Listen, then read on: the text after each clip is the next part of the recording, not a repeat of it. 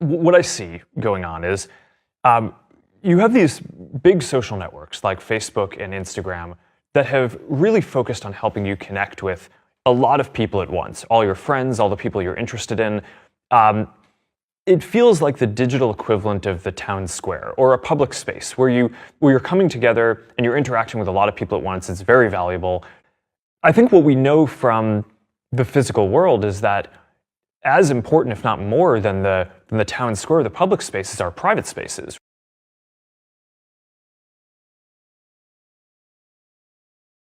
It's definitely true that I've spent most of my last 15 years developing more public spaces.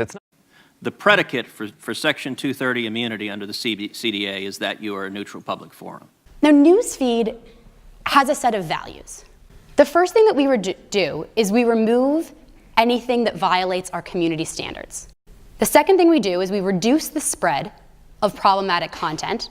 And when we say problematic content, what we're talking about is content that violates the values that we hold, but that might not violate our community standards.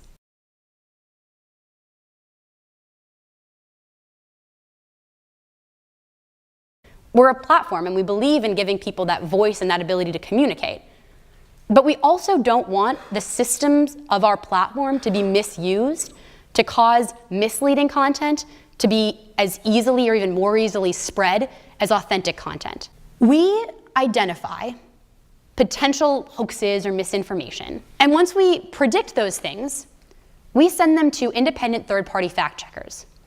We partner with fact-checkers now in 7 countries, including the US, and the fact-checkers are able to review the content and rate its accuracy. And once they mark an individual piece of content as false and apply it to the Newsfeed ranking algorithm in order to reduce the relevance score and show that piece of content lower in Newsfeed, reducing the number of people who see it. And also at taking action against pages and domains that repeatedly have content marked false. So one example is clickbait. I'm sure you've seen clickbait. Clickbait's very much correlated to misinformation, to sensationalist content. And if we can reduce the spread of those links, we reduce the number of people who click through, and we reduce the economic incentives that they have to create that content in the first place. And reducing their distribution, removing their ability to monetize, removing their ability to advertise is part of our strategy.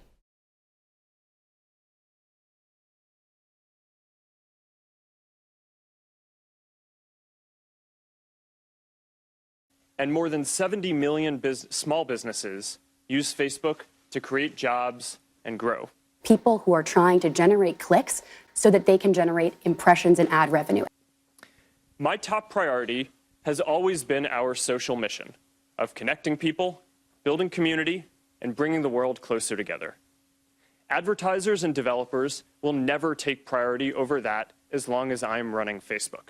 If it says sponsored, that means that someone spent money in order to increase its distribution. What we allow is for advertisers to tell us who they want to reach, and then we do the placement. Display some of the content from publishers as well as from other pages.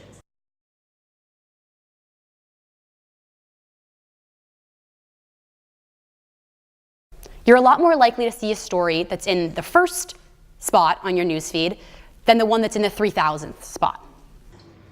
Now, it's not as if everyone was going to lose 20%.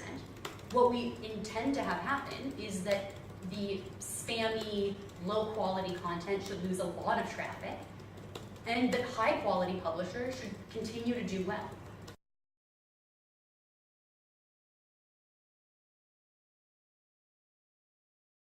I'm very committed to making sure that Facebook is a platform for all ideas. That is a very important founding principle of what we do. We're showing the content on the basis of us believing that it's high quality, trustworthy content, rather than just, okay, you followed some publication and now you're going to get the stream of the things that they publish.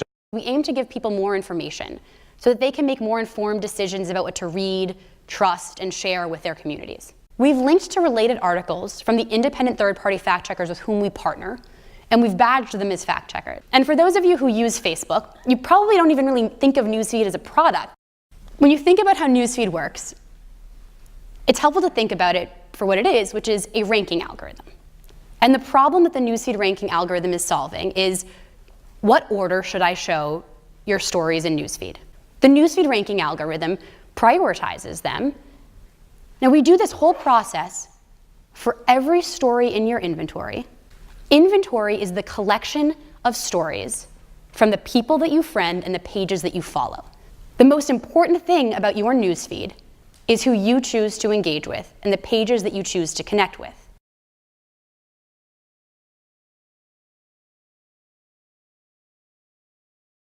A great many Americans who I think are deeply concerned that Facebook and other tech companies are engaged in a pervasive pattern of bias and political censorship. We're showing the content on the basis of us believing that it's high quality, trustworthy content. I think we understand and really value high quality journalism for its social impact and the importance that it has in society. At the same time, we also get feedback from people in the community, which is, well, look, when I come to Facebook, I want to see what's going on with my friends. In newsfeed, primarily people come to the service to connect with friends, to get updates on people's day-to-day lives. But do you think that there's an opportunity, and should we be trying to explore this in a way where we can surface more high-quality content? Or do you think we should have it stay limited to what you as a person using the service have kind of asked for and connected to yourself? People use our services to stay connected with the people that matter to them most. We shared that we removed hundreds of pages and accounts. In that case, it was because of the behavior that was spammy and coordinated, inauthentic behavior that we were seeing on our platform. The misinformation and fake news that we see on Facebook is financially motivated. It's spammers. It's what you mentioned earlier, which is people who are trying to generate clicks to low-quality websites covered in ads so that they can generate impressions and ad revenue. And I think who controls AI controls business success. So going after the instances of actors who repeatedly share this kind of content and reducing their distribution, removing their ability to monetize, removing their ability to advertise is part of our strategy.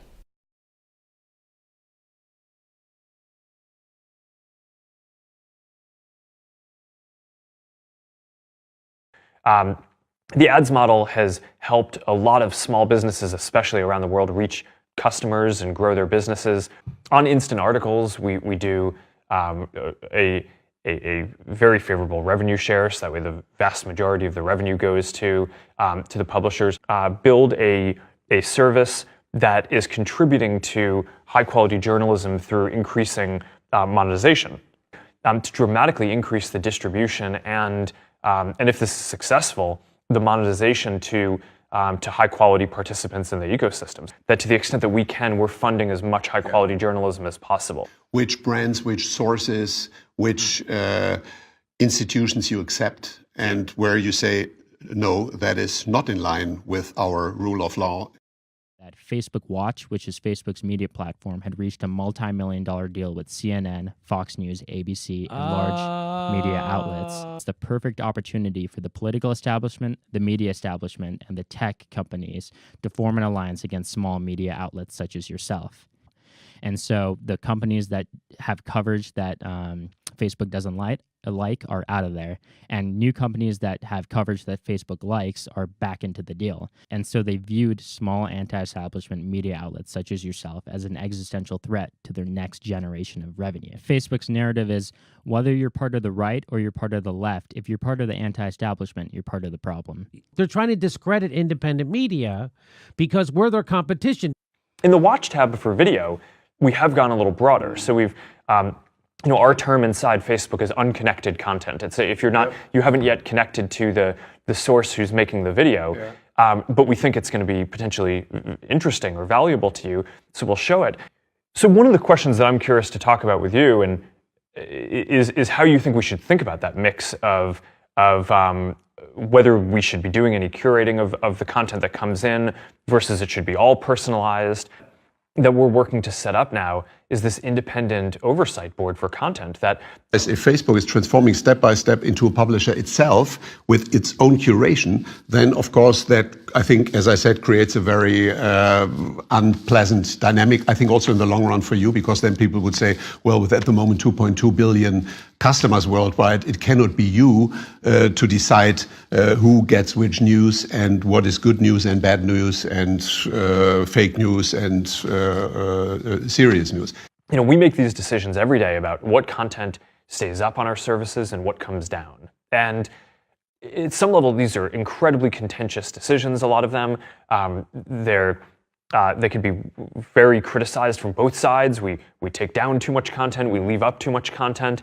At some level, we don't want a private company to be making all of these decisions. There is a clear need for society to define what the responsibilities of companies are and what are the responsibilities of governments and what they need to do.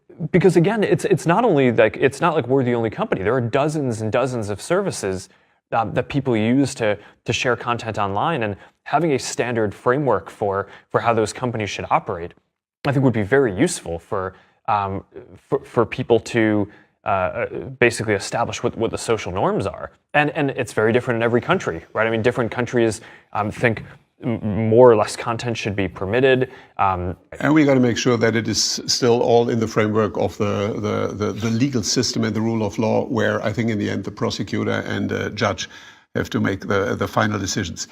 But I don't necessarily think it should be up to any given company to decide what the definition of harmful content is. Exactly. So that's why. Very good to hear, because that is one of my biggest worries, that it could be a very seductive form to react on all these discussions, to say, okay, we distinguish good from bad, we make sure that only the good things are going to be on our platform. And I think that can be, with good intentions, even worse than no control, because that is then, and has to be, sooner or later, a form of manipulation and a form of decision responsibility that a company cannot take. I have always been very skeptical about the curation by Facebook. I have a quite contrarian view here, because I think the more you start to curate and to select and to make choices, the more you automatically and even involuntarily transform into a publishing house, into a media company. And then, honestly, you're just too big. Sooner or later, you will be split up by regulators, because they will say there cannot be so much dominance in one company that makes the decisions globally who reads what.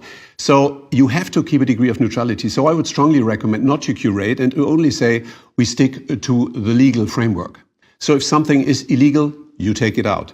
If you are asked by prosecutors, and I think they should make the decisions, you have to help to trace the sources. You have to make sure that fake accounts are not such a big problem. I don't know how much fake accounts you think Facebook has, but it seems to be quite a big amount. Some people are saying 700 million. I have no clue. But however, that has to be dealt with as a very serious problem. But whenever it really comes to this curation decisions, I think it's very delicate ground, and I think Facebook should be more positioned as a kind of neutral technology network that connects people and helps people to get informed. But whether the information is correct or incorrect, or good or bad, or from sources that we like, you should be as neutral as possible. The predicate for Section 230 immunity under the CDA is that you are a neutral public forum. Senator, we consider ourselves to be a platform for all ideas.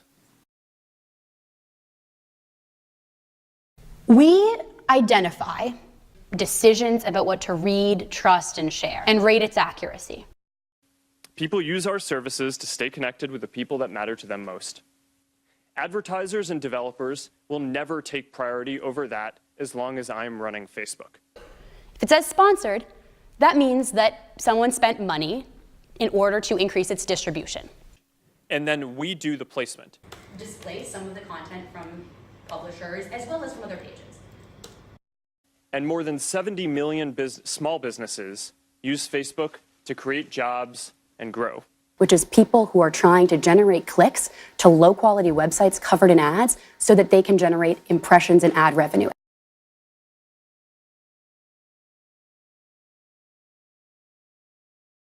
And reducing their distribution, removing their ability to monetize, removing their ability to advertise is part of our strategy.